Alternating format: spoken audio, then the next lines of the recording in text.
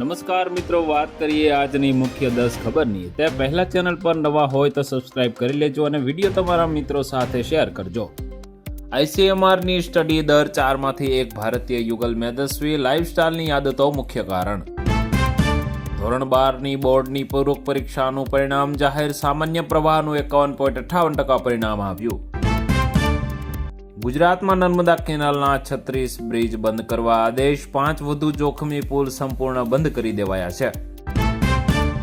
કેન્દ્ર સરકાર દ્વારા 2 દિવસ પહેલા જ સ્વચ્છતા સર્વે 2024નો રિપોર્ટ જાહેર કરવામાં આવ્યો હતો, જેમાં સ્વચ્છતામાં ઇન્દોરથી પણ આગળ નીકળી ગયું છે અમદાવાદ. રાજસ્થાનમાં એક 9 વર્ષની બાળકીનું 1 કલાકમાં 2 વાર હાર્ટ એટેક આવ્યા બાદ મૃત્યુ થયું. લોર્ડ્સમાં ભારતની હાર બાદ ટીકાઓનો વરસાદ. અશ્વિન પઠાણ કૈફે ઉઠાવ્યા સવાલ. ગુજરાતને મળશે વધુ એક વંદે ભારતની ભેટ. 9 કલાકની મુસાફરી હવે 6 કલાકમાં પૂરી થશે. રાજકોટમાં વિદેશી છાત્રોનો દેહ વ્યાપાર. ડ્રગ્સનું નેટવર્ક સામે આવ્યું. પોલીસ કમિશનર કચેરીમાં લોકોએ નાખ્યા ધામા.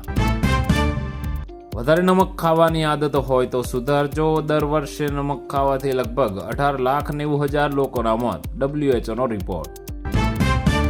રાજકોટમાં કોલેજિયન વિદ્યાર્થીનીનું ડમ્પરની અડફેટે મોત. બેફામ દોડતા વાહનો મામલે સંસદ પણ લાલઘૂમ થયા.